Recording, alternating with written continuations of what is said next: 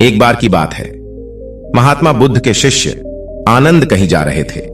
रास्ते में उन्होंने देखा कि एक अधेड़ उम्र का व्यक्ति एक चट्टान पर बैठा रो रहा है। वे उसके पास गए और बोले, क्या बात है वत्स, तुम कौन हो और क्यों रो रहे हो? आनंद की बात सुनकर उस व्यक्ति की सिसकियां थम गई। वह अपने आंसू पोंछता हुआ बोला, मैं पास के गांव का रहने वाला एक बदनसीब व्यापारी हूं। मैं जो भी काम करता हूं वह बिगड़ जाता है। व्यापार के चक्कर में मैंने अपनी पत्नी के गहने गंवा दिए, मैंने अपने परिवार को भी खो दिया, यहां तक कि मेरा घर भी गिरवी पड़ा है। मुझे तो लगता है कि मैं किसी काम का नहीं हूं, मेरी किस्मत ही खराब है।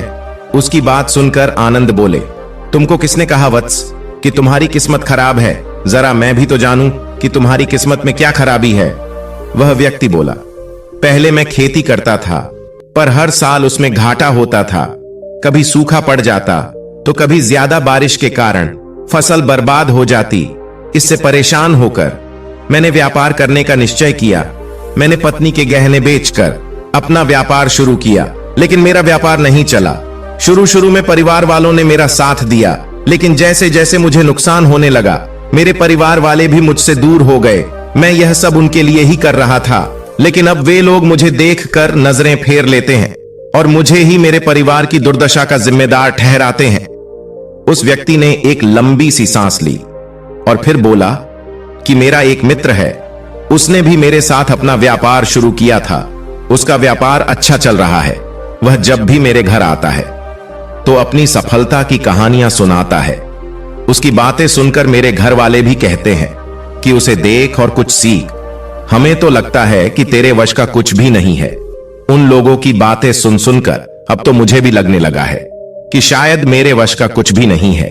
अब तो मुझे अपना जीवन ही व्यर्थ लगने लगा है।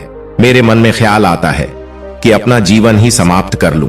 मैं यहां आया भी इसी इरादे से था, लेकिन हिम्मत नहीं कर पाया, इसीलिए यहां एकांत में बैठा विलाप कर रहा था। आनंद बोले, अच्छा तो ये बात है। वैसे क्या तुम इसके अलावा कुछ और भी कहना चाहते हो? उनकी बात सुनकर वह व्यक्ति बोला, एक ओर मेरा हर काम खराब हो जाता है, दूसरी ओर मेरा मित्र है जो हर समय मुझे नीचा दिखाने का प्रयत्न करता रहता है। मुझे समझ में ही नहीं आता कि मैं क्या करूं। आनंद बोले, क्या तुम अपने मित्र की बातें सुनकर दुखी हो जाते हो? उस व्यक्ति ने जवाब दिया, हां, मैं उसकी बातें सुनकर स्वयं दुखी हो जाता हूं। आनंद ने पूछा, तुम्हें किस बात का दुख होता है?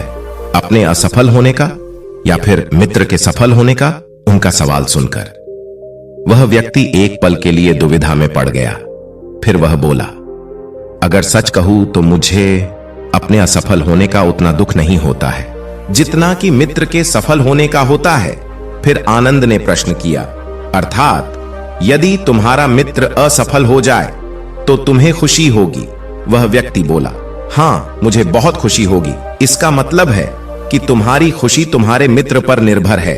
आनंद बोले, अगर वह चाहे तो तुम्हें खुश कर सकता है और अगर वह चाहे तो तुम्हें दुखी कर सकता है। तुम स्वयं से न तो खुश हो सकते हो और न ही दुखी हो सकते हो, अर्थात तुम अपने मित्र के गुलाम हो गए हो, इसलिए तुम्हारा कुछ नहीं हो सकता। ऐसा न कहें महात्मन। उस व्यक्ति ने हाथ जोड़ दिए, आपकी बातें सुनकर मुझे कुछ आशा बांध रही है। आनंद बोले, जब हम किसी से आशा बांध लेते हैं तो उस पर निर्भर हो जाते हैं। ऐसे में हमारी खुशी और दुख भी उस पर निर्भर करने लगता है। इससे बेहतर है कि तुम अपने आप से आशा बांधो। जब तुम ऐसा करोगे और साथ ही पूरे जतन से काम करोगे तो तुम्हें सफलता अवश्य प्राप्त होगी। आनंद ने एक पल के लिए उस व्यक्ति की ओर देखा, फिर अपनी बात आगे बढ़ाई और बोले, तुम्हें लगता है कि तुम्हारा मित्र तुम्हें दुखी करने आता है, पर अगर विचार करो तो वह बातें तो सच्ची ही कहता है। वह अपने संघर्ष और अनुभव की बातें बताता है। तुम उन बातों से बहुत कुछ सीख सकते हो। तुम्हें इसके लिए उसका धन्यवाद करना चाहिए कि तुम्हें घर बैठे कुछ अनुभव मिल रहे हैं। तुम उन अनुभवों का लाभ उठाओ, नई शुरुआत करो, कर्म करते जाओ, हार मत मानो। एक दिन तुम्हें सफलता अवश्य मिलेगी। आज तुम जिसे अपना बुरा वक्त या बुरी किस्मत कह रहे हो, एक दिन यह बदल जाएगी। इसी के साथ तुम्हारे विचार भी बदल जाएंगे और देखना जब तुम्हारा अच्छा वक्त शुरू होगा तब तुम्हारा मित्र भी तुम्हें अपनी सफलताओं की कहानियां नहीं सुनाएगा, तब वह अपनी असफलताओं की बातें बताएगा ताकि तुम उसकी बातें सुनकर भ्रमित हो जाओ, तुम्हारा आत्मविश्वास हिल जाए और तुम गलत निर्णय ले सको। लेकिन उस समय भी तुम्हें अपनी बुद्धि का प्रयोग करना होगा।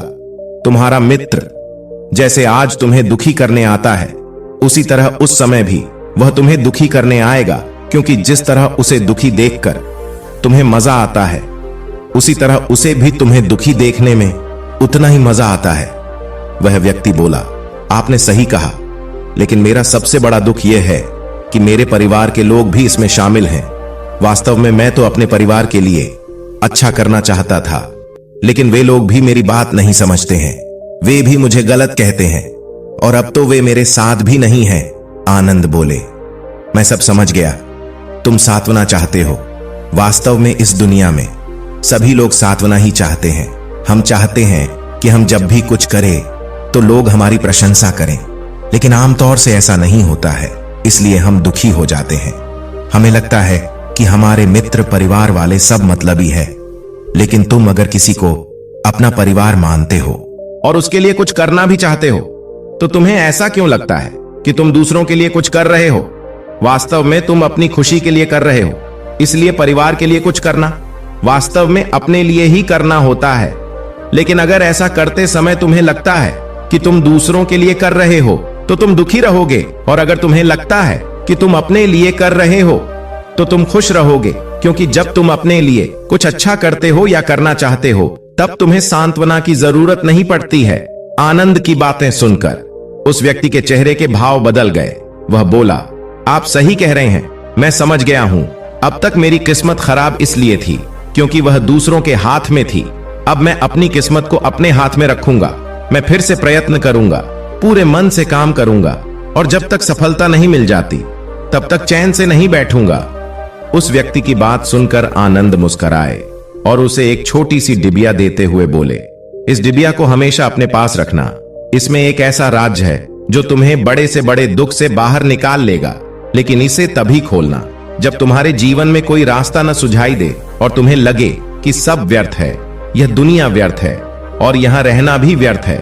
उस व्यक्ति ने आनंद को धन्यवाद दिया और डिबिया को लेकर चला गया। उसने नए उत्साह के साथ फिर से अपना व्यापार आरंभ किया।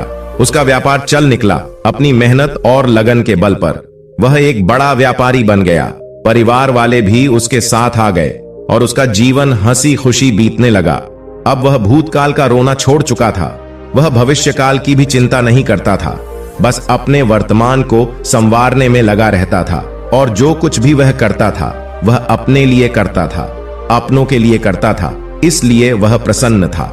उसके जीवन में अब कोई दुख नहीं था। लेकिन वक्त हमेशा एक जैसा नहीं रहता है, वह बदलता रहता है। उसके जीवन में भी बदलाव आया। एक दिन उसके राज्य पर पड़ोसी राजा ने आक्रमण कर दिया। उसने इस राज्य पर अपना कब्जा कर लिया। उसके सैनिकों ने चारों ओर लूटमार मचा दी। उन्होंने व्यापारी का सारा धन लूट लिया। उसके घर में आग लगा दी। जान बचाने के लिए उसे अपने परिवार के साथ वहां से भागना पड़ा। वह व्यक्ति अपने परिवार के साथ कई दिनों तक इधर उधर भटकता रहा। वह दाने दाने को मोहताज हो गया। उसका बच्चा बीमार हो गया। इलाज के अभाव में वह तड़पने लगा। यह देखकर उसका हृदय चीत्कार कर उठा। वह कैसे अपने बच्चे का इलाज कराए? उसके पास तो खाने के लिए भी पैसे नहीं थे। ऐसे में उसे एक बार फिर निराशा ने घेर लिया। उसे लगने लगा कि उसका जीवन व्यर्थ है, सारी दुनिया व्यर्थ है, किसी भी बात का कोई मतलब नहीं है। भले ही आप जीवन में कितना भी कुछ कर लो, कितनी भी सफलता हासिल कर लो, पर अंततः यह जीवन समाप्त ही होता है। तो फिर ऐसे में जीवित रहने का क्या फायदा? और उसके लिए कुछ कर, इससे तो अच्छा है कि वह अपना जीवन समाप्त कर ले। लेकिन तभी उसके दिमाग में आनंद की दी हुई डिबिया याद आई। उसने उत्सुकता के साथ उसे खोला।